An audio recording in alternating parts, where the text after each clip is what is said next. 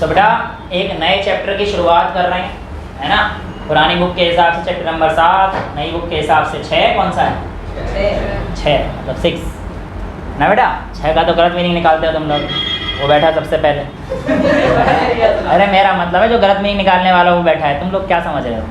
वो बैठा है 6, ये नहीं बोल रहा गलत। चलो इधर देखो, मेरी बात सुनो, ऐसी बातों पे ध्यान कम दो, कंट्रोल करो। यही तुम्हें बस यही समझाना चाह रहा था मैं। इस चैप्टर को शुरुआत करने से पहले जो मैंने मजाक किया उसका मतलब यही समझा रहा था मैं, कंट्रोल करना है। पर कैसे कंट्रोल करना है? कोऑर्डिनेशन के साथ। तो चैप्टर बहुत ही बढ़िया है, कंट्रोल एंड कोऑर्डिनेशन। आज हमारी इंट्रोडक्टरी क्लास रहेगी, बहुत ज़्यादा डिटेल में हम लोग इसका आज नहीं घुसेंगे, करेंगे आराम से जैसे हम लोग बाकी चैप्टर्स करते हुए आए हैं वैसे ही करेंगे इस चैप्टर को भी, लेकिन एक बहुत ही सिंपल और ऑर्गेनाइज्ड मैनर। ठीक है, एनसीईआरटी के हिसाब से चलेंगे, अपना सिस्टम वही होगा जो एनसीईआरटी का है, यानी कि जिस वे में एनसीईआरटी चली है उसी वे में हम लोग भी चलेंगे। एक्सेप्ट कार्बन, मैं कोशिश यही करता हूँ कि हम लोग एनसीईआरटी के हिसाब से चलें। सर कार्बन में क्यों नहीं? क्योंकि बेटा कार्बन सी है, मतलब कहने का मतलब कार्बन जो सी कंपाउंड है ना, वो चैप्टर थोड़ा सा वो मेरे हिसाब से ना उस वे में नहीं देना चाहिए जिस वे में दे रखा है, तो उसको मैं अपने तरीके से करा। ठीक है, बाकी हम लोग इसको भी अपने तरीके से ही करेंगे बट एनसीईआरटी के दायरे में रहते हुए। ठीक है, चलिए कंट्रोल एंड कोऑर्डिनेशन को अगर हम लोग स्टार्ट करते हैं बेटा, तो what is meant by the term control and coordination. तो समझ लो इस बात को पहले ध्यान से, आप लोगों का कंट्रोल एंड कोऑर्डिनेशन से क्या मतलब होता है, पहले इस चीज़ को समझने की कोशिश करते हैं। देखो बेटा, जैसे कि आप लोगों को पता है कि यहाँ पर अगर मैं गुस्सा हो जाता हूँ तो आप लोगों को दिक्कतें होती हैं, थोड़ी बहुत तो होती हैं, इतनी सी तो होती होंगी ना। लेकिन अगर आपको कोई इन्फॉर्मेशन किसी को पास करनी हो तो आप क्या ऐसी कर दोगे, वो सुन ओए, डरोगे बेटा इस बात को करने से पहले, क्योंकि आपको पता है भानु सर का मूड खराब है, कुछ भी हो सकता है ना बेटा। तो आप लोग क्या करते हो, कान में जाके दूसरे के, आज ना भानु सर, मतलब आराम से बोलते हैं, जो भी करते हो यू विस्पर। और आप विस्पर क्यों करते हो बेटा? जैसे वो कर रही है देखो, बस मैं क्या बोल रही है, तो तू ढोकला लाया नहीं अब तक, तेरे को बोल इसका नाम रखो ढोकला, इसने खिलाया तो है नहीं, तुम्हें मैं खिला दूंगा। ठीक, टीचर्स डे के दिन मैं खिला दूँ, खुश। और अगर ये आए हाँ, इसको एंट्री मत देना क्योंकि इसने खिलाया तो है नहीं, मतलब गुजरात से आ रहा, ढोकला नहीं खिला रहा। कब लाएगा अब तू? टीचर्स डे के दिन ये लाएगा, मैं भी लेके आ रहा हूँ ना उस दिन। सर पार्टी आपके पैसे इसके बहुत राजी हो रहा है बेटा, तुम अकेले मिल, मुझे बताता हूँ। चलो सुनो, तो हम लोग विस्पर करते हैं क्यों? क्योंकि हमारा दिमाग कह रहा होता है कि भाई मान जा, अगर हल्की सी आवाज़ भानु सर तक, जैसे अभी तुम्हारा मूड सही है, ये तुम्हें पता है भानु सर का मूड ठीक है ना बेटा, ये तुम्हें पता है दिमाग ठीक चल रहा है, तो आप लोगों ने यहाँ पर कंट्रोल किया अपने आप को कि आपकी आवाज़ बाहर ना जाए। पर एक कंट्रोल किस वजह से हुआ? क्योंकि बाकी आपके सारे जो ऑर्गन्स थे वो सभी एक दूसरे के साथ सही वे में कोऑर्डिनेट कर रहे थे। तो कंट्रोल का मतलब होता है एबिलिटी टू रेजिस्ट, और कोऑर्डिनेट का मतलब होता है performing the function in a synchronized manner. Sir इतनी गंदी इंग्लिश क्या बोल रहे हैं? हम हिंदी मीडियम के बच्चे सर, यूपीटी से पढ़े हुए, UPT sir UPT under people tree. तुम स्कूल में कहाँ जा रहे हो? बेकार में स्कूल के पैसे बर्बाद कर रहे हो। तुमसे अच्छे सरकारी स्कूल के बच्चे हैं, कम से कम इज़मार तो बोल लेते हैं। सर पता नहीं क्या क्या बोल रहे हैं बेटा। कोऑर्डिनेशन का मतलब क्या होता है? कोऑर्डिनेशन का मतलब समझिए, जब आपका कोई भी फंक्शन परफॉर्म होता है, फंक्शन व्हेन परफॉर्म, ब्लड तो नहीं हो रहा बेटे, इन अ सिंक्रोनाइज्ड मैनर। सर ये सर बाकी सब तो समझ आ रहा है, लेकिन सर ये सिंक्रोनाइज्ड का मतलब क्या है? सिंक्रोनाइज्ड का मतलब होता है बेटा कि एक के बाद एक तरीके से, और जो काम जिसका है वो वही काम करना है, इसे कहते हैं सिंक्रोनाइजेशन। ये आप लोगों को मैंने टिश्यू में ही पढ़ाया था, डिवीजन ऑफ लेबर, है ना। यहाँ पे कुछ कुछ सिमिलैरिटी है। सिंक्रोनाइज का मतलब है कैसे सर, ये चीज समझ में नहीं आ रही। कंट्रोल का मतलब समझ में आ गया, सर आराम से देखिए सर, आपको पता ना चले। पर सर सिंक्रोनाइजेशन और एक कोऑर्डिनेशन का यहाँ पे क्या मतलब है, तो सुनो बेटा। आप लोगों ने कान में फुसफुस करी, लेकिन वो कान की जो फुसफुस है, पहले कान में ईयर ड्रम वगैरह है, वहां तक वो वाइब्रेशन होता हुआ आप तक आवाज पहुंचा। 9th क्लास में मैंने आपको साउंड पढ़ाया हुआ है सभी बच्चों को, एक ही बच्चा गया तो है नहीं, आया वाला है ना, 9th के सारे बच्चे बैठे हुए हैं। तो जिसको मैंने साउंड पढ़ाया है, ढप ढप ढप ढप हुई होगी आपके ईयर ड्रम में, और वहां से सिग्नल कहाँ पहुंचा होगा बेटा, आपके पास। बताओ, ये सारी चीजें पढ़ा चुका हूं ना आपको बेटा। ऑडिटरी नर्व की मदद से ब्रेन में, आंखों की सिग्नल कैसे पहुंचती है, ऑप्टिक नर्व की मदद से ब्रेन में। ऐसे ही कानों का एक आपके पास प्रोसेस चल रहा है कि पहले ईयर ड्रम वाइब्रेट होगा, फिर सर यहाँ पे इनर ईयर में कुछ काम होगा, फिर वो ऐसे ऐसे गोल गोल वाला सर एक स्ट्रक्चर होता है, कोक्लिया सर पता नहीं क्या था सर, उससे घूम के सर जो कान की बात है हमारे लिए इस चैप्टर में वो ये है कि जब ऑडिटरी नर्व पे चीजें जाती हैं तो वो ब्रेन में जाता है, फिर ब्रेन उसको प्रोसेस करता है और आपको समझ में आता है। ये कह रहा है कि चुप रहिए, भानु सर का मूड खराब है। समझ में आई बात? तो ये सब कैसे हो पा रहा है? क्योंकि आपके पास आपके बॉडी के सभी ऑर्गन्स एक दूसरे के साथ कैसे काम कर रहे हैं, सिंक्रोनाइजिंग। जिसका जो काम है, जिसका जो स्टेप है, वो उस समय पर वही काम परफॉर्म कर रहा है ना। अब ऐसा तो नहीं ना दे देते हो, जैसे आपकी बॉडी में हर जगह पर कोऑर्डिनेशन का जो एंड इवेंट होगा वो कौन संभालेगा, ब्रेन। ध्यान रखना इस चीज का। आपकी सारी बॉडी काम करेगी कोऑर्डिनेटेड मैनर में, और आपको कंट्रोल जो करना होगा उसके लिए रिस्पॉन्सिबल कौन है, ब्रेन। सर कैसे कैसे समझाऊं मैं? सुनो, आपकी बॉडी में इस समय आपकी किडनी काम कर रही है, पता है ना, किडनी काम, आपके लंग्स काम कर रहे हैं, आपके स्टमक काम कर रहे हैं, सब चीज काम कर रहा है ना।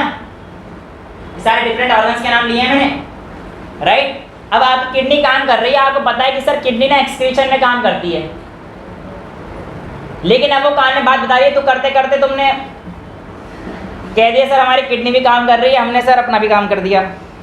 तो ये तो नहीं कर रहे हैं ना तुम लोग, ये कर देते हो। सर वो बात बता रहा है, पता पड़ा उसकी पेंटी गीली हो रखी है, उसकी तरफ मत देख, ऐसा नहीं करते। ऐसे काम नहीं करता तो मैं भी जानता हूँ, तुम खामोखा बदनाम कर रहे हो उसे बेचारे को, ऐसा नहीं कर। कोई बात बेटा, मैं तेरे साथ हूँ, मैंने देखा है तू ऐसे नहीं करता है ना, लेकिन तेरे कानों में फुसफुस बहुत करते हैं लोग, ये भी मैंने देखा। तो अपने कान में फुसफुस कम करवा। तो समझो ना, आपके पास जो कंट्रोल करने की एबिलिटी है वो किसकी वजह से आई, ब्रेन की वजह से। तो क्या ये दोनों चीजें साथ में चलती हैं? तो control and coordination runs parallel. जहां पे आपका कंट्रोल है, कोऑर्डिनेशन है, तो जरूर ये दोनों चीजें पैरेलल साथ चल रही हैं। बिल्कुल सही चल रही है सर, सब समझ में आ रहा है सर, कोई दिक्कत वाली बात नहीं है। अब हम लोग इसमें लकी हैं कि एनिमल्स हैं। सर हम जानवर हैं, हाँ उससे ही बदतर हो तुम तो हम लोग जो सबसे पहले क्योंकि सुन लो ह्यूमन बीइंग्स के अंदर जो रेस्पॉन्स करने की एबिलिटी है उसमें मूवमेंट और लोकोमोशन दोनों ही इन्वॉल्व हैं।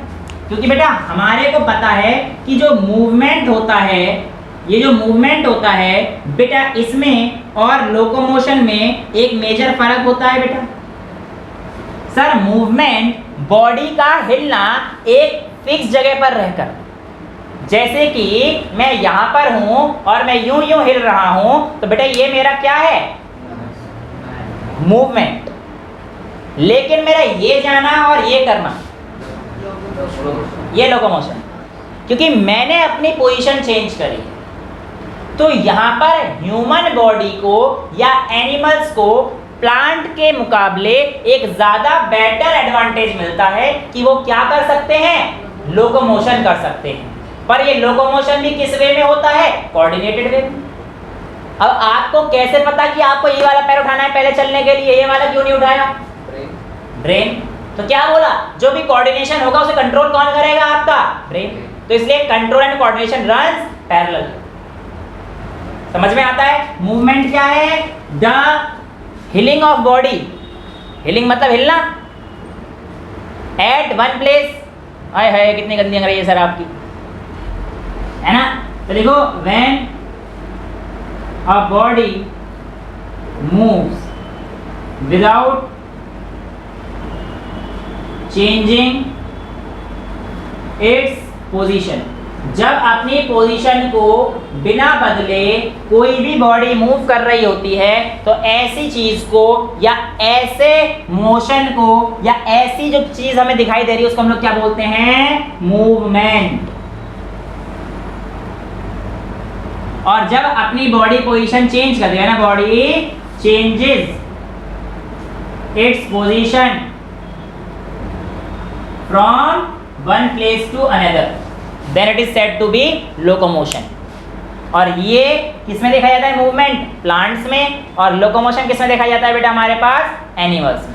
समझ में आया। एक बार एनसीईआरटी मिलेगी क्या मेरे को, एक एनसीईआरटी दे दो। पहला पैराग्राफ में क्या लिखा हुआ है, इन द प्रीवियस चैप्टर, पता नहीं हम लोगों ने क्या क्या देखा था।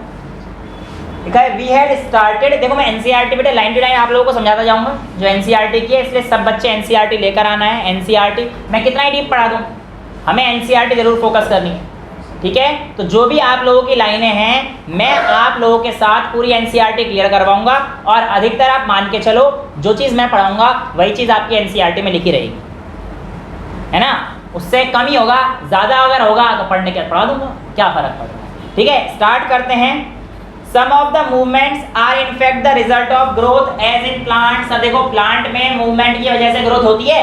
हाँ सर, ऊपर की तरफ प्लांट बढ़ता चला जाता है तो उसकी ग्रोथ मूवमेंट है, ठीक है, पोजीशन चेंज नहीं करता सर, वो एक ही जगह पर खड़े होकर बताता है सर। समझ में आ रहा है। A seed germinates and grow, and we can see that the seedling moves over a course of few days. It pushes soil aside and comes out.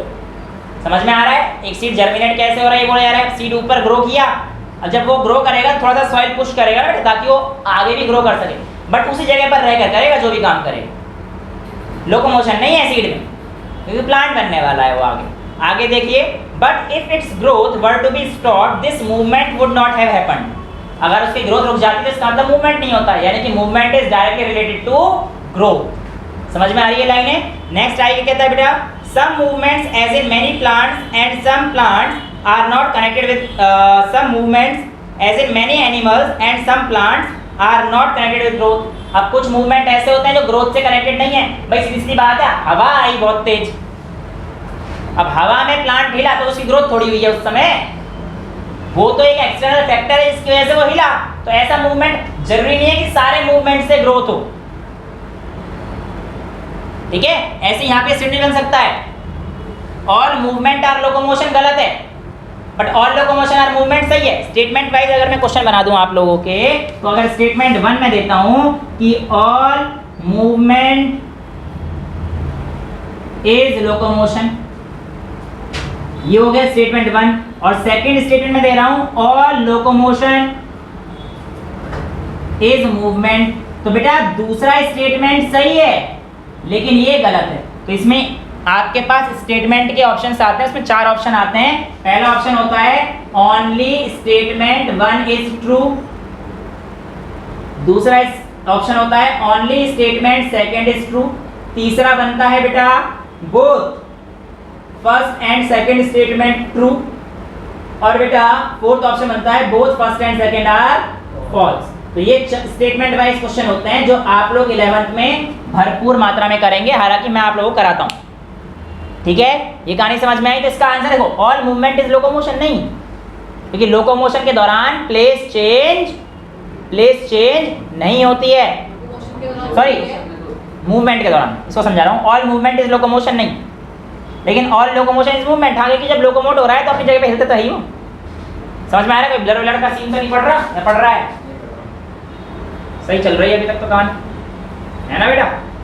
चलिए यहाँ पे समझ में आया आप लोगों को, कोई दिक्कत? आगे चलें। तो ये लाइन क्लियर है बेटा। तो हर कोई मूवमेंट ग्रोथ होगा ये भी गलत है, every movement is a growth, ये स्टेटमेंट भी गलत है, ठीक है। अगर मैं एक स्टेटमेंट लिखता हूँ every movement is a growth, वो स्टेटमेंट भी गलत हो जाएगी, क्योंकि मैंने आपको बता दिया यहाँ पर एनसीईआरटी भी साफ साफ लिखती है कि a cat running, a children plays on swing, buffalo chewing a curd. Curd का मतलब दही नहीं है यहाँ पे, क्या वो जब, हाँ तो चारा पट्टी छोड़ो, जब बफेलो ऐसा करती रहती है ना, जब भैंस बैठी रहती है करती रहती है, तो उसके आंखों से सफ़ेद सफ़ेद आता रहता है ना, तो क्या इसमें कुछ ग्रोथ हो रहा है उसका? तो जरूरी नहीं है, हाँ लेकिन मूवमेंट है किसका, उस जगह पे बैठी हुई है भैंस, बैठी हुई है ना, तो वो क्या है, मूवमेंट है। तो अगर आपसे पूछ जाए कि ओनली प्लांट शो मूवमेंट, तो वैसे ही गलत है यार। जो लोकोमोशन कर सकता है वो तो मूवमेंट करेगा ही करेगा। समझ में आ रही है ना बातें? ठीक है, आगे देखिए, why do we associate such visible movement with life's? A possible answer is that we think of movement as a response to change in environment of the organism. Movement क्या है? इट इज अ रेस्पॉन्स, किसके लिए? जो environment में change हुआ है उसके लिए। जैसे कि आप लोगों के ऊपर कोई अगर पानी फेंक देता है तो आप ऐसे करते हैं कि रुक जा, एक बार को झटका लगता है तो वो रेस्पॉन्स है आपका, आपने मूव किया। कुत्ते के ऊपर सीधा पानी फेंकोगे भर्र कर देता है पानी का। प्लांट भी आपके पास अडेप्ट करने के लिए कुछ चेंज करते हैं, जैसे कि जाड़ों में पतझड़ हो जाता है पूरा, उन्हें पता है बहुत सर्दी पड़ रही है, खाना वाना बढ़ाएंगे, इससे अच्छा पतझड़ कर लेते हैं। जैसे फ्रेश स्प्रिंग सीजन आएगा अपने लोगों का, तब अपन लोग क्या कर लेंगे, दोबारा से पत्ते उगा लेंगे। समझ में आया? तो ये सारी कहानी रिलेटेड होती हैं किसके लिए? With response to environment. Environment को जो आपके पास चेंज हो रहा है उसमें क्या परफॉर्म करना है, ये सब भी आपके मूवमेंट में ही आते हैं। ठीक है, तो it is an response to the change in environment. What is movement, ये भी समझ में आ गया लाइन। ठीक है, आगे क्या देता है, अब पॉसिबल चेंज हो गया। The cat may be running because it has seen a mouse.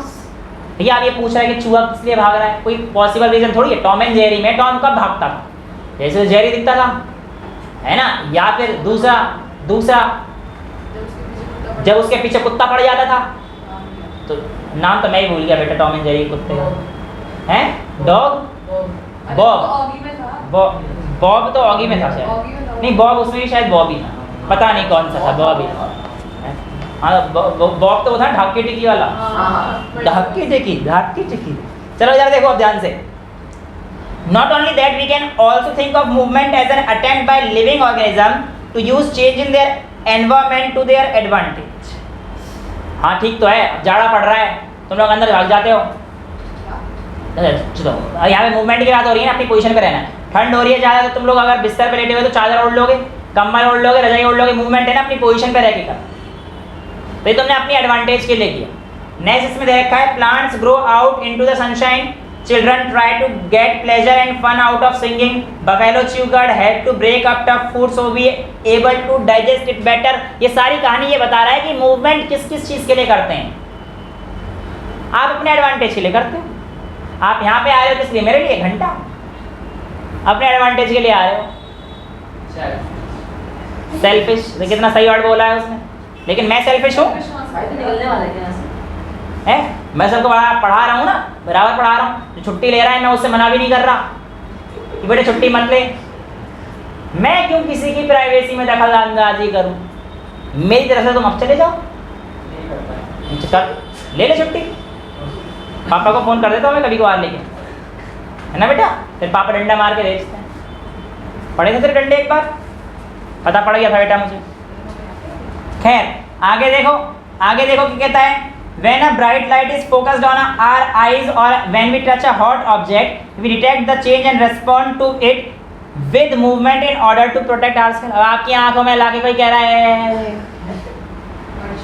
है ना, भैया ऐसे ही करता है छोटे भाई जो होते हैं, उनको लेज़र लाइट दिला दो एक बार, वो आपकी आंखों ही मारेगा सबसे पहले लाकर। हालांकि वेरी डेंजरस होती है वो लेज़र लाइट, ऐसे डायरेक्ट आंखों में नहीं पड़नी चाहिए बेटा, लेकिन उन्हें दिल तो क्या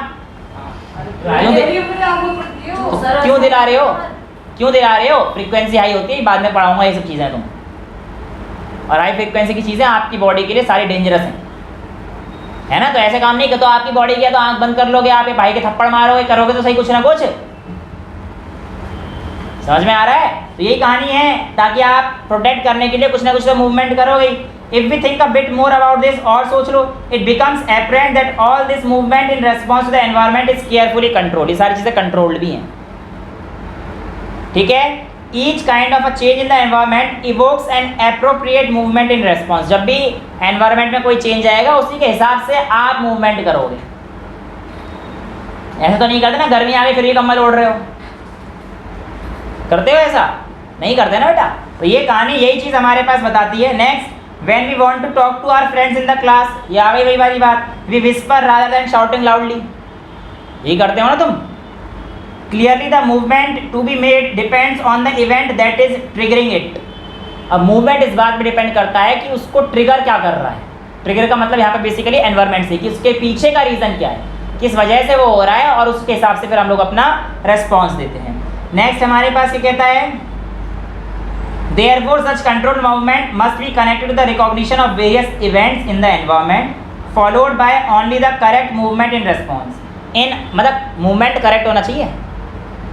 जैसे कि अगर तुम्हें एक दूसरे के लपड़ लगाना है क्लास में बैठे बैठे, अब तुम मेरे सामने लगाओगे तो जिसने मारा है वो भी पिटेगा और जिसके पढ़ा है वो भी पिटेगा,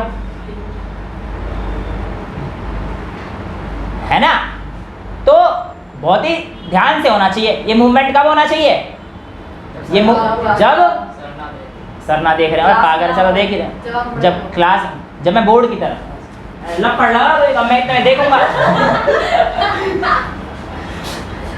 क्यों मारा बेटा? तो देख लिया मैंने. ये दोनों पिटेंगे. ये तो आगे लिखी लाइन देख, एनसीईआरटी की लाइन लिखी है, followed by correct movement in response. Response अच्छा होना चाहिए, करेक्ट मूवमेंट नहीं तो दे रहा है. ये टाइमिंग गलत, ये तो समझाना है. कंट्रोल ही नहीं है भैया को, इसीलिए कंट्रोल एंड कोऑर्डिनेशन पढ़ रहे हैं. समझ में आया? अब अगर ऐसा नहीं होता, देखो अभी कंट्रोल किसे कहते हैं, देखो मेरा देखना मैं क्या करता था, ठीक है, जैसे मैं इधर गया थप्पड़ लगा दिया किसी के. अब अगर किसी ने थप्पड़ की आवाज तो आएगी. अब हमें ये था कि भाई यहाँ क्लास में यूनिटी बहुत तगड़ी थी हमारी. अब तुम्हारे में तो होगी, तुम्हारा तो नाम ले लेते हैं एक बच्चे का बेचारे का. तुम्हारा तो मेरे ही है. तेरे पढ़ा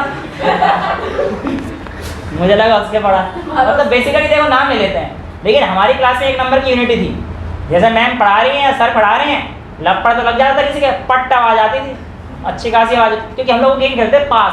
जैसे किसी के थप्पड़ मार दिया, वो उसकी चांस है वो किसी और के मारे. अब सबसे बड़ी टाइमिंग कब होती है? टीचर उधर देख रहा है, पट आवाज आई, उसके बाद टीचर पूछती है शरारत किसने करी, मैं नहीं पढ़ाऊंगी. टीचर किताब रख देती. जब तक बताओगे नहीं ना किसने करा है, मैं नहीं पढ़ाऊंगी या पढ़ाऊंगा. किसने करा है? ऐसे बच्चे नहीं थे हमारे में. जैसे पट्टे पूछे किसने किया है, मैं उसकी तरफ उंगली करता था, फिर एक ऐसे करते करते पूरी क्लास की तरफ उंगली करता था. मतलब पूरी क्लास में एक लड़की भी हो जाती, और एंड में जब मेरे पास आते थे मैं टीचर की तरफ उंगली करता. फिर मैं कहता सॉरी मैं नहीं, मैं पता नहीं किसने. This kind of fun needs to be in a very coordinated manner. Control के साथ कोऑर्डिनेशन होना बहुत ज़रूरी है. आप थप्पड़ मारना सिखा रहे हो?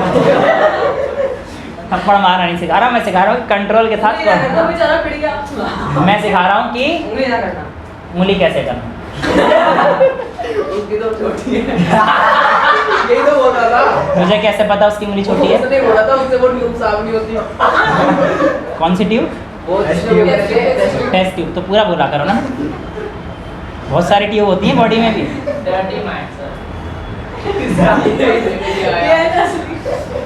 I am having very clear mind, और मैं उतना साफ सोच सकता हूँ जितना तुम सोचते हो, है ना बेटा? सकते हो और सोचने में डिफरेंस होता है. एक तो ये लड़की है, इसलिए मैं आधी बात तो वैसी बच जाती है, और ऊपर से मैं क्या बोलूँ बेटा, एक दिन आएगी तू लपेटे में. तो अभी 11वीं में आ जा, मैं 11वीं में सबको समान भाव रखता हूँ. थोड़े बड़े हो जाना तुम, तब बताऊँगा तुझे. चलो आगे देखो.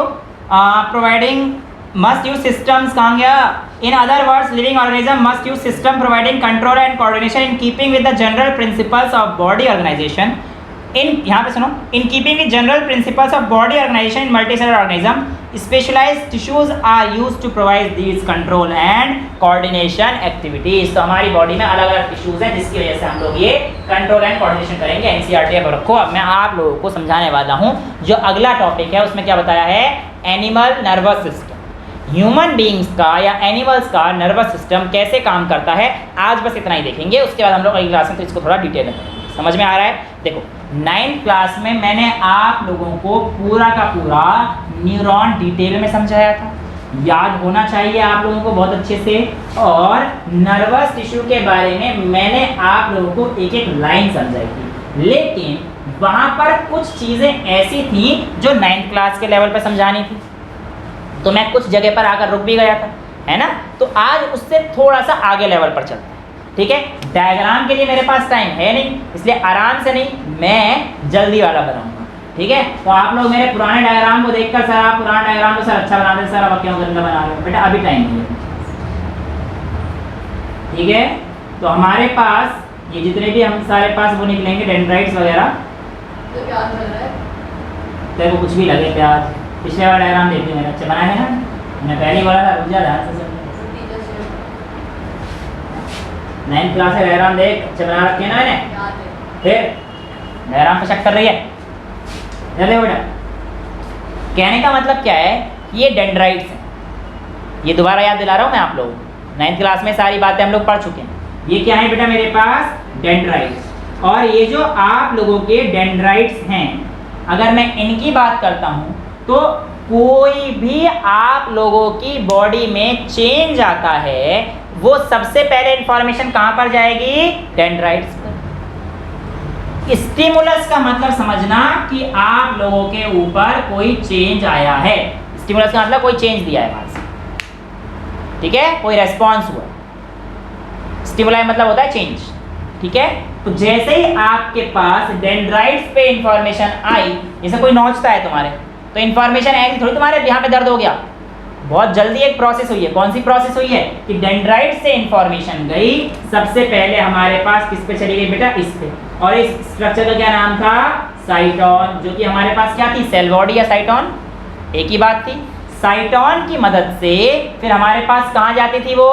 एक्सॉन में, और एक्सॉन की मदद से बेटा वो हमारे पास कहाँ जाती थी? याद है ना सभी को ये वाली बात? ये नर्व एंडिंग हुआ करती थी हमारे पास। अब बेटा जैसे ही यहाँ पर नर्व एंडिंग होंगी, इसके बाद तुरंत दूसरा वाला हमारे पास ऐसे ही एक और न्यूरॉन चालू हो जाएगा, लेकिन दो न्यूरॉन के बीच में हमारे पास क्या रहेगा? एक गैप रहेगा, और ये जो गैप रहेगा इसको हम लोग क्या बोलते थे बेटा? साइनेप्स। तो gap between two adjacent neuron is called synapse. लेकिन अब भी मुद्दे की बात तो सर वही की वही रही, क्या कि सर 9th में ही पढ़ लिया था ये तो, फिर अब हम लोग डिटेल में क्या पढ़ रहे हैं? तो बेटा सुनो ध्यान से, हुआ क्या कि जैसे इंफॉर्मेशन आपके पास न्यूरॉन पे गई, न्यूरॉन के बाद नर्व एंडिंग पर पहुंची, और जो आप लोगों के पास मस्कुलर सेल्स पे, जैसे हाथ यहाँ पे नौचा है ना, तो बेसिकली यहाँ पे जो आपके पास न्यूरॉन्स थे, न्यूरॉन्स यहाँ से लेके यहाँ सब जगह पर फैले हुए पूरी बॉडी, मिलियंस ऑफ न्यूरॉन्स है आपकी बॉडी, ठीक है। तो वो जो न्यूरॉन थे, जैसे ही हमारे पास नर्व एंडिंग पर स्टिमुलाई या चेंज आएगा, उसको हम लोग बोलेंगे इम्पल्स। इसकी भाषा में हम लोग नर्वस टिश्यूज के लिए हम लोग, हमारे लिए वो चेंज क्या होगा? इम्पल्स। क्या आएगा बेटा? उस चेंज का क्या नाम पड़ जाएगा? इम्पल्स। समझ में आया? अब यहाँ से इम्पल्स ट्रेवल किया और इम्पल्स यहाँ पहुँच गया। अब होता क्या है कि ये जो न्यूरॉन है, जैसे कि लेट से ये आपका एक मस्कुलर कोई भी एक टिश्यू है, मस्कुलर टिश्यू, और इसके ऊपर ऐसे न्यूरॉन आ रहा था, तो देखो बेटा ये हमारे पास ये नर्व एंडिंग है, नर्व एंडिंग है।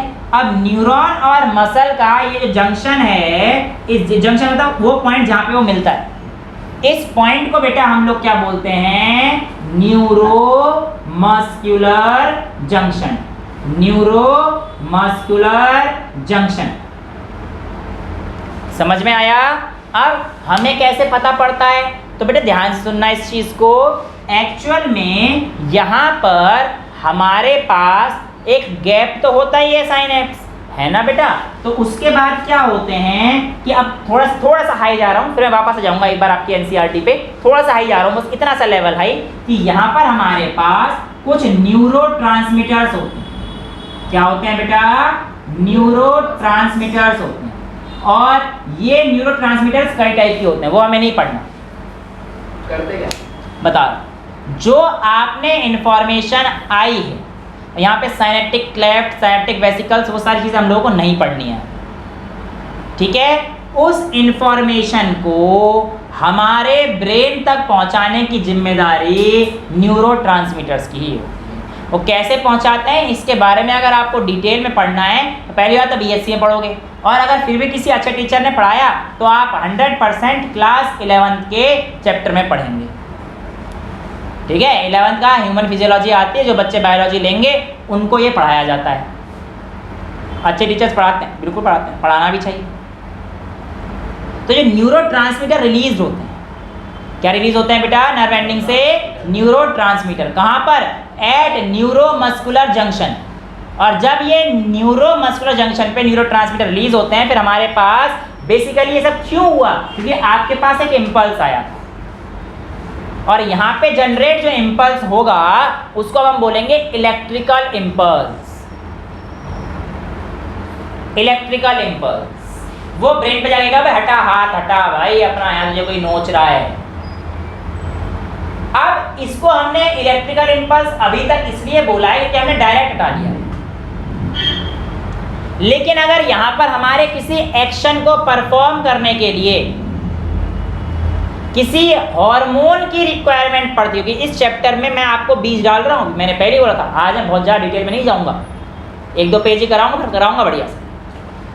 अगर इसी चीज़ के लिए किसी एक हार्मोन की आवश्यकता पड़ जाती तो बेटा वो होता हमारे पास केमिकल इम्पल्स। हार्मोन की वजह से अगर कोई रेस्पॉन्स आता है तो वो केमिकल में चला जाएगा, लेकिन यहाँ पे तो एक्सटर्नल स्टिमुलाई था, नोचना एक्सटर्नल स्टिमुलाई का काम कर रहा है। स्टिमुलाई मतलब चेंज, यानी कि एक्सटर्नल चेंज की वजह से आपने अपना हाथ हटाया, समझ में आया? क्योंकि वो इंफॉर्मेशन ब्रेन तक गई और ब्रेन ने आपने हटा लिया। कैसे गई? क्योंकि न्यूरोमस्कुलर जंक्शन पे कुछ न्यूरोट्रांसमीटर रिलीज हुए, उन्होंने अपना फटाफट से काम किया। क्या काम किया? Please do not go into detail about this. जिसको जानना है मेरे पास क्लास में पूछे ना, 100% बता दूंगा। 20 मिनट का टाइम, 25 मिनट का टाइम लेके बैठना, आराम समझा, ठीक है? समझ में आ गया तो बढ़िया, नहीं आया तो कोई दिक्कत ही नहीं, है ना। अभी ये सब कराऊंगा तो फिर बहुत डिटेल, पूरा नर्वस पॉसिबिलिटी नहीं, क्योंकि आगे ही पढ़ाऊंगा। समझ में आया कि हमारे पास ब्रेन से काम कैसे हो रहा है, एनिमल नर्वस टिश्यू कैसे काम कर रहा है। तो ये न्यूरोमस्कुलर जंक्शन का जो पार्ट है, ये हमारे पास, इसका मतलब सर यहाँ पे कुछ रिसेप्टर्स रहते हैं। हाँ बेटा, आपकी स्किन, आपकी हर जगह, आपकी पूरी बॉडी के हर एक जगह पर रिसेप्टर्स हैं, और वो रिसेप्टर्स आप लोगों के पास जब काम करना बंद कर देंगे तो आप लोगों को कुछ भी फील नहीं होगा।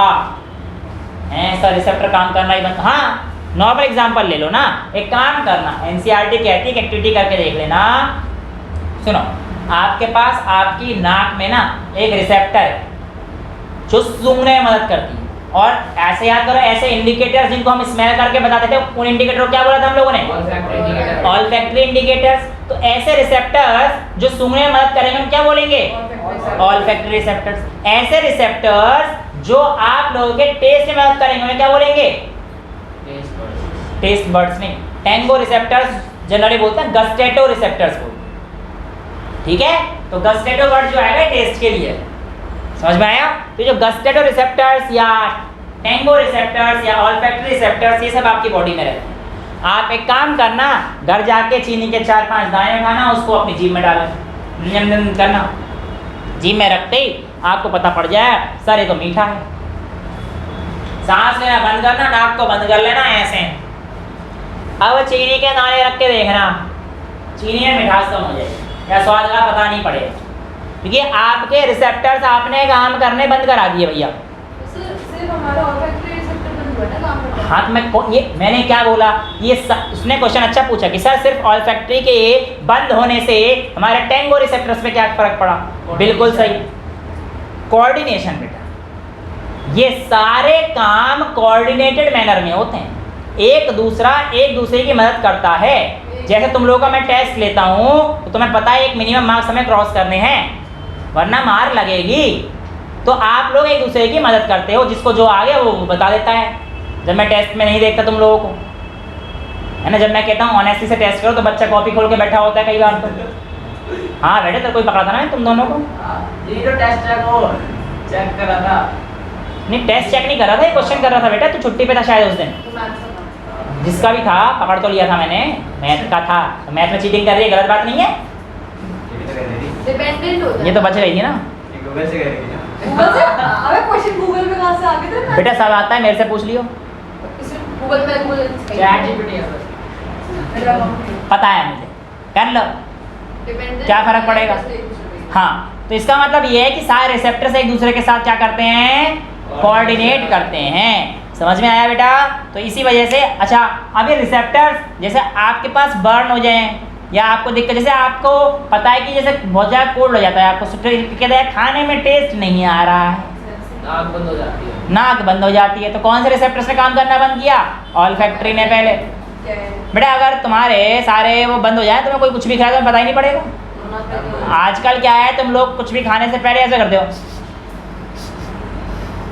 सूंघते हो ना? क्यों सूंघते हो? टेस्ट के हिसाब से ही खाओगे ना, या कोई कुछ भी मतलब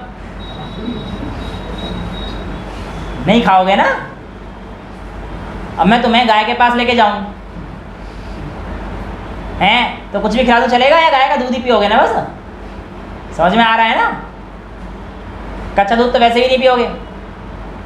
कच्चा दूध smells bad but is good for health. मैंने पी रखा है, डायरेक्ट नहीं डायरेक्ट नहीं बेटा, इंसान हूँ, दूध पीने का इतना भी शौक नहीं है मेरा। जानवरों का नालायक हूँ, तुम्हारी दिमाग ना, मैं तुम्हारी हंसी से समझ रहा हूँ सब कहाँ जा रहा है।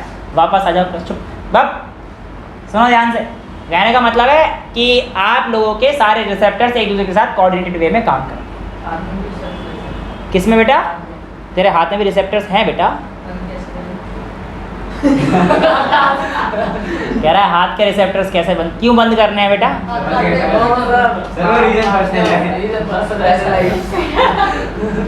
गंदे बच्चे कह रहे हैं पर्सनल रीजन है तेरा। मैं मारता हूँ। अरे हाथ में डंडा मार रहे हो। मैं हाथ कैसे बात कर रही है? सर वो स्कूल वाले मारते हैं। सर लकड़ी। सर एक ह्यूमन राइट्स के रखवाले सर तो। सर स्कूल वैसे लकड़ी का डंडा मारते हैं हाथ पे। तो यहाँ पे अब इसने पूरा सेंटेंस कितना अच्छे से बोला। कह रहा है सर स्कूल वाले लकड़ी का डंडा मार। सर तो ह्यूमन राइट्स के वो है रक्षक। मैं तो ह्यूमन राइट्स का रक्षक हूँ बेटा। हाँ, मेरा हाथ काफ़ी है। कहने का मतलब सर क्या बात है? सुनो नालायकों, बेटा हाथों के रिसेप्टर्स काम करना बंद कर देते हैं। आपको यकीन ना हो तो मैं आपको बता देता हूँ। जब बहुत ज़्यादा ठंडी होती है तो आपके हाथों में कोई ऐसे मारता है ना, दवा ऐसे करते हुए पता नहीं पड़ता। तो जब बहुत ज़्यादा एक्सट्रीम कोल्ड, हाँ सुन जिसे बोलते हैं, एक्चुअल में आप लोगों के पास ये जो रिसेप्टर्स वगैरह इसको ब्लॉक करके तो ऑपरेशन करा जाता है आजकल। डॉक्टर इंजेक्शन डालते हैं, सुन कर देते हैं उस इलाके को। बेसिकली उस जगह के रिसेप्टर्स को वहाँ पे टेस्ट करते हैं ना। हाँ डेंटिस्ट डॉक्टर बोलते हैं उन्हें। डॉक्टर लिखा रहता है उनके नाम के आगे, BDS करते हैं वो। नालायक बच्चे, इज्जत कर। हाँ बेटा, बेटा एनेस्थीसिया बेहोशी के लिए होता था और आजकल एनेस्थीसिया का प्रयोग कम करा जाता है, ठीक है ना। पहले तो क्लोरोफॉर्म वगैरह भी इस्तेमाल करा जाता था, लेकिन उससे पहले हाँ, लेकिन उसकी डोज वगैरह ज़्यादा हो जाती थी तो फिर वो सेंट्रल नर्वस सिस्टम पे अफेक्ट ज़्यादा करने लगा था। और उसके अलावा डॉक्टर से ज़्यादा उसे किडनैपर्स यूज़ करने लगे थे। ओमनी वैन है ना, तो उसका इस्तेमाल बंद किया गया। जब सुन हो जाए तो फील नहीं होता। जब आपका सुन हो जाएगा तब आपको कुछ फील नहीं होगा, ठीक है। तो बेटा तू अलग जगह जा रहा है, ठीक है। तो बेटा NCERT दे एक बार, जरा NCERT को देख लेते हैं ह्यूमन नर्वस सिस्टम के बारे में। अच्छा यार देखो एक बार फटाफट से NCERT का डायग्राम है। न्यूरोमस्कुलर जंक्शन ये हो गया, और ये जो इसमें आपको बीच में डॉट डॉट दिखाए हैं ना, बेसिकली ये न्यूरोट्रांसमीटर यहाँ पे रिलीज होंगे। अब ये न्यूरोट्रांसमीटर रिलीज होने का क्या फंडा है अपने को नहीं जानना, अपने को नहीं जानना, ठीक है। जानना हो तो अलग से पूछना। कुछ इलेक्ट्रोलाइसिस भी तो होता है ना। इलेक्ट्रोलाइसिस? अरे कुछ इलेक्ट्रो कुछ होता है। मैंने बताया तो आपके पास जो साइनेप्स है वो इलेक्ट्रोकेमिकल साइनेप्स हैं, इलेक्ट्रिकल साइनेप्स हैं, ठीक है ना। और जो हमारे पास हॉर्मोन्स का आएगा, अभी चैप्टर ना हमारे पास और आगे जाएगा। यहाँ पे कंट्रोल एंड कोऑर्डिनेशन है ना। अब यहाँ पे दो कंट्रोल एंड कोऑर्डिनेशन होता है, एक होता है केमिकल कंट्रोल एंड कोऑर्डिनेशन, एक होता है न्यूरल कंट्रोल एंड कोऑर्डिनेशन। तो अभी जो हम लोग पढ़ रहे हैं न्यूरल कंट्रोल एंड कोऑर्डिनेशन पढ़ रहे हैं। केमिकल कंट्रोल एंड कोऑर्डिनेशन जब आएगा तो हम लोग हार्मोन्स की बात करेंगे कि हार्मोन्स का क्या इफेक्ट होता है। समझ में आया बेटा? अभी तो हम लोग केवल एक्सटर्नल इफेक्ट और नर्व ब्रेन इन सब का इन्वॉल्वमेंट है ये पढ़ रहे हैं। ठीक है, अभी तो रिफ्लेक्स एक्शन रिफ्लेक्स आगे अगली क्लास में करेंगे। फटाफट से यहाँ तक कर लेते हैं, यहाँ तक कर लेते हैं इस टॉपिक को। ठीक है, ये डायग्राम समझ में आ गया है सभी बच्चों के? आगे देखिए, in animals such control and coordination are provided by nervous and muscular tissues which we have studied in class 9। बहुत आराम से करा था बेटा हम लोगों ने। Touching a hot object is an urgent and dangerous situation for us, we need to detect it and respond to it.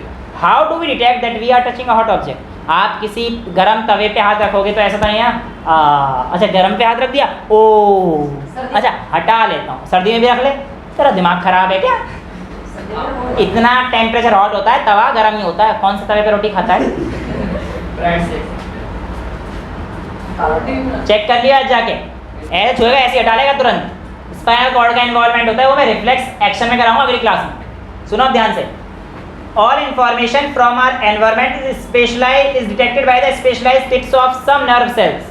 Nerve cell की टिप पे कुछ स्पेशलाइज चीजें होती है जिनको हम लोग क्या बोल रहे हैं? डेंड्राइट्स। सारी चीजें वही लेके जाएंगी ना। तो देखिए, these receptors are usually located in our sense organs such as the inner ear, nose, tongue and so on. So the gustatory receptors will detect taste. भाई बाकी और सारे रिसेप्टर्स भी हैं, वो इन्फॉर्मेशन लेके जाएंगे, पर उससे पहले रिसेप्टर्स कौन कौन से ये बता रहा है। The different receptors are gustatory receptors will detect taste, olfactory will detect the smell and so on. ठीक है, this information acquired at the end of dendritic tip of a nerve cells sets off a chemical reaction that creates an electrical impulse. समझ में आया? एक reaction create होगी जिसकी वजह से कौन सा इंपल्स जनरेट होगा? Electrical impulse. क्लियर है? नेक्स्ट है, this impulse travels from one dendrite to the cell body and then along the axon to its end. समझ में आया? At the end of axon the electrical impulse sets off the release of some chemicals. Basically ये neurotransmitters की बात कर रहा है जो मैं आपको समझा चुका हूँ। ठीक है, these chemicals cross the gaps or synapse and start a similar electrical impulse in the dendrite of next neuron. Basically एक मैंने बताया ना, एक न्यूरॉन से यहाँ पे क्लेफ्ट साइनेप्टिक क्लेफ्ट गैप जो होता है तो साइनेप्टिक क्लेफ्ट भी बोलते हैं, है ना। इससे न्यूरोट्रांसमीटर्स वगैरह आएंगे, फिर वो यहाँ से दूसरी जगह पर जाएगा एंड सो ऑन, इस तरीके से चलता चला जाएगा। समझ आया ना बेटा? आगे देखिए क्या कहता है। This is a general scheme of how nerve impulses travels in a body. तो इम्पल्स क्या है? एक चेंज जो आपने महसूस किया, जो ट्रेवल कर रहा है along the length of neuron. समझ में आया? तो a similar synapse finally allows delivery of such impulse from neurons to other cells such as muscle cells or glands। 6.1 का बी डायग्राम आपको दे रखा है। ठीक है, मस्कुलर फाइबर पे आपका फाइनली पहुंच गई ये चीज़ें और आपको दर्द महसूस हो गया है। It is thus no surprise that nervous tissue is made up of an organized network of nerve cells or neurons and is specialized for conducting information via electrical impulse from one part of body to other। अब ऐसा तो नहीं है ना कि तुम्हारे पैरों में कोई नोच रहा है और तुम हाथ से हिला रहे हो, दर्द तो पैरों में ही होगा ना। ये भी कोऑर्डिनेटेड मैनर में। ठीक है, look at figure 6.1 and identify the part of neuron first where information is acquired. Information कहाँ पे आती है बेटा? डेंड्राइट्स पे आती है। Second, through which the information travels as an electrical impulse. तो बेटा यहाँ पर आपके पास किसमें ट्रेवल करती है? Cyton and axon. और लास्ट पार्ट क्या कहता है? Where this impulse must be converted into a chemical signal for onward transmission nerve ending या न्यूरोमस्कुलर जंक्शन। ठीक है, समझ में बेटा? माइलिन शीट इसकी कवरिंग होती है, माइलिन शीट इसकी कवरिंग होती है। अभी उसमें आपको समझ में आएगा। एक्चुअल में यहाँ पर आप लोगों के पास कई सारे इम्पल्स के भी टाइप्स होते हैं। अब वो इम्पल्स कई बार क्या होता है, ऐसे अलोंग द उसमें ज्वाइन कर रहे होते हैं। अब कई जगह पर माइलिन शीट एब्सेंट होती है, तो वहाँ पर हमारे पास नोड्स ऑफ रेनवियर वगैरह प्रेजेंट होते हैं।